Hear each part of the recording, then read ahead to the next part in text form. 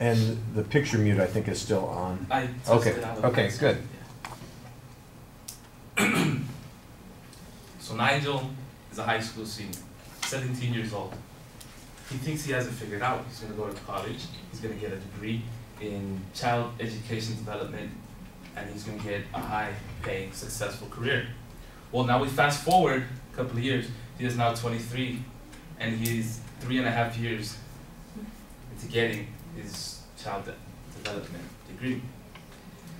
He gets a note from the financial aid office saying, Nigel, you're ineligible to receive any further aid. Nigel thinks to himself, okay, that's fine.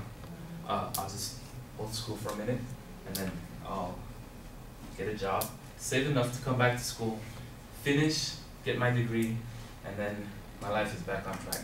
So he left school, but without a degree, the highest paying job he could get was minimum wage. And so with the utilities and rent that he had to pay, at the end of the month, he had next to nothing to save up for going back to school.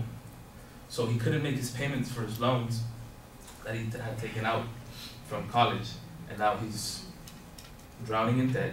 He can't get any job higher than a minimum wage job. And he's only 1 semester away from finishing his degree. Hello class, today I'm going to warn you about the 3 biggest financial mistakes a student makes while in college. I'm a student, and all you here are students, and I'm transferring soon. And I thought, okay, what do I need to know? What do I need to research? And one of the biggest problems that students are facing is that it's falling into the trap of owing thousands of dollars to college because you wanted to get a degree, because all your life you've been told, get a degree, get a job, and your life is successful. The 3 biggest financial mistakes that a student makes are choosing the wrong school, abusing financial aid, and mismanaging credit cards. So first, debt starts when you decide to go to college. Unfortunately, that's the truth. Well, for most students, because community college is an alternative and it can save you thousands. But if you're going to a public university or a private university, then it'll run you about an average of $20,000 a year for private and about $9,000 to $10,000 a year for public. So what's the difference between a private and a public university? Well, there are many differences, but one is not better than the other. A public university can be more expensive than a private university, and a private university can offer a less qualified education than a public university. So how do you choose a school? Well, you have to choose one that suits your needs, that offers you a good education, and that doesn't break the bank. Business Insider and collegedata.com both report that when it comes to comparing the two, there's a tie.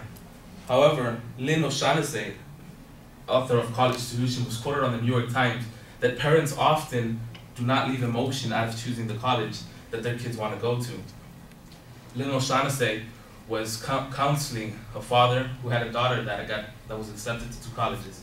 One of them was New York University, and the other one was Rutgers University.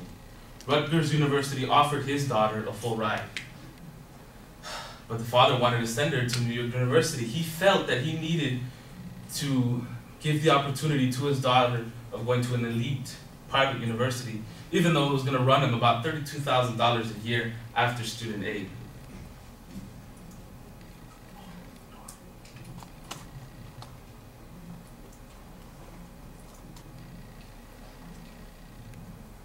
Sometimes pushed a button. Scroll up, hit next, and then it should start working there.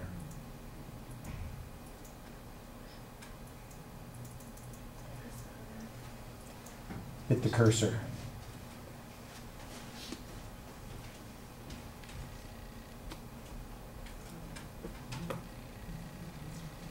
This graph here shows that the more you invest in college, the cost of going to a more private university yields a higher return once you finish your school, your degree. But sometimes that's not always the case. Parents feel that private universities will often give them back a higher, better paying job. But if you go all the way over here someone spent $200,000 to get their degree and is only making the same as someone who spent under $50,000. Parents leave emotion, or parents put too much emotion and leave logic when deciding what school they want to go to.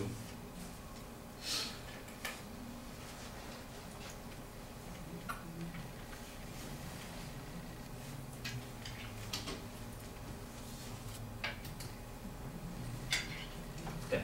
Once the school is chosen, the next trap that a student falls into is abusing financial aid. Stephen Seward, Director of Career Development at St. Joseph's College in Connecticut, states that students are pulling out financial aid loans to pay for luxury items such as expensive cars, expensive pieces of technology, and there's no way to monitor their spending. Kelsey Sheehy of USNews.com reports that this University of Oregon was giving students up to $14,000 to spend on their education. However, those students don't always spend that money on education. Sometimes they would get, like I said, cars, clothes, phones. They would get items that were not a necessity for school, but because the college can't regulate where and how much they spend on what, a student is usually tempted to use that money for luxury items that they don't need. If you manage to survive choosing your school correctly and managing your loans correctly, then the third trap are credit cards. Most students, when using their credit cards, don't understand how they work, how you're supposed to pay them back. ABCNews.com reported that there are many mistakes that are equally punishing for a student to make when pulling a credit card, such as not paying on time, paying only the minimum, and not tracking your expenses. If you have $800 on a credit card and the interest is 10%, then you're going to be paying a month $80. If that's the minimum payment you're giving, then you're only paying the interest and the credit card balance stands. And if you're thinking to yourself, well, I'm making the payments, eventually the debt will go away. And once you check the balance on the credit card, you've only been paying interest. You still have those $800 left. So the three biggest financial mistakes that a person makes were choosing the wrong school, abusing financial aid, and mismanaging credit cards. But with a little planning, creating a budget, and finding information, all of this can be avoided, and everyone here can follow their goals, their dreams, without going broke. Thank you.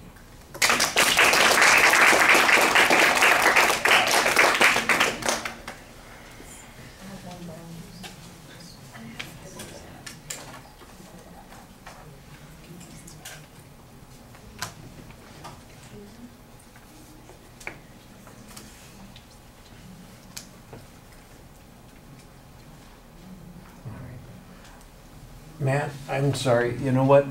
I'm asking people to write up papers this time instead of just filling out the forms, so can you write this up and turn it in next time? Yeah. All right, so don't just turn in the forms, folks, use it to take notes, but I want you to write up a couple of paragraphs and turn in to me next time, that's for the written evaluation. Did you want me to do an evaluation for Frank too? Yes.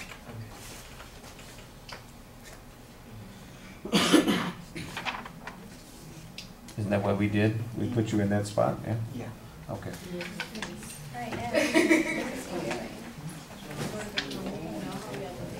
You're doing a full evaluation. Kayla, we're going to hear from you now. Okay, so his overall idea was the 3 financial mistakes a student can make in college, and he did definitively point which ones those were. So choosing school, abusing financial aid, and abuse of credit cards as well. And he made it really clear in his intro as to what exactly those 3 were.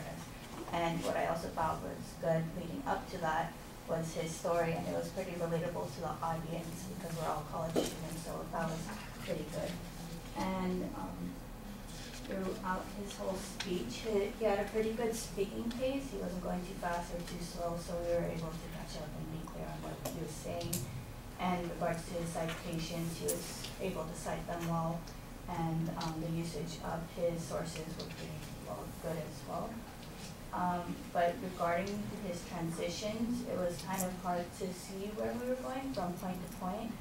He did have a good transition from the second to third point, but overall, he could have worked better with his transitions, and at times there were, he was speaking a bit low, so he could have worked on that, but overall, he spoke pretty loud. And then there was a trouble with the visual, and with regards to the visual, I thought that the graph was kind of hard on the eyes because the points were transparent and it was kind of stretched out, so it was kind of hard to really understand the graph itself. But overall, his speech was good because it was relatable to the audience, and so it did naturally capture our attention. All right. I thought that the attention device was pretty effective. You've got this nice visualization of a problem that's going on there. It does go on a little while. I think you need to shorten it up a little bit so that you have more time to talk about some of the secondary points. There's an excellent identification of what your purpose statement is. Generally, in the context in which we're speaking, this seems really well justified, and I thought that there was, like I said, a good preview of what the supporting structure was. Kayla mentioned some problems with the transitions. I noticed that when you move from point 1 to point 2, but the reason I noticed it is it's so late in the speech. It seems like there's a huge chunk of time that's spent on the first point, and then we get to the last 2 minutes of the speech, and suddenly you're on the second point, and before you know it, you're on the third point. So they were clear, but it just seemed kind of disproportionate in the way that material was being distributed there. And once you get to that second point, I kind of understand what she means. It's easier to be listening for the third point because you know it's going to be coming up pretty soon.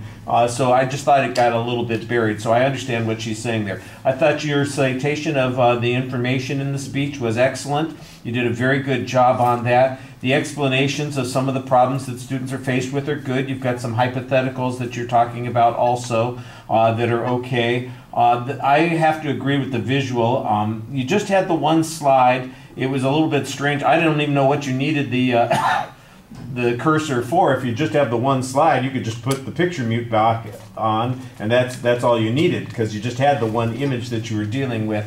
The problem with it is that I think the image was a little hard to make much sense out of. All of the dots are pretty close to being the same color, and they're all distributed, and I don't know how I'm supposed. I can see what the intersection is. I can look at, what your cost and what your return is supposed to be. I can see that that's going on there, but I had no idea what all of those dots meant. It was this research accumulated looking at 50,000 students, and this is what the return was for those people in this particular survey, and you can see that there's no relationship between how much you spend and what you get back. It was not clear. And the purpose of the visuals, of course, is to help you clarify things, and I didn't think that it clarified that much. So that was a little bit problematic. On the presentation, you paced very well with your vocal presentation, but your pacing with your feet, that's problematic because you're wandering around a little bit. And we're not emphasizing the delivery issues right now, but we do want you to pay attention to those things down the road. Okay, thank you.